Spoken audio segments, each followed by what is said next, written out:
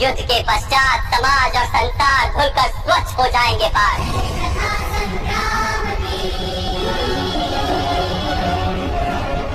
युद्ध के पश्चात ये संसार और समाज भी स्वच्छ हो जाएगा। इसलिए मोह का त्याग करो पार, समग्र संसार के लाभ का विचार करो। शस्त्र उठाओ और युद्ध करो, शस्त्र उठाओ और युद्ध करो।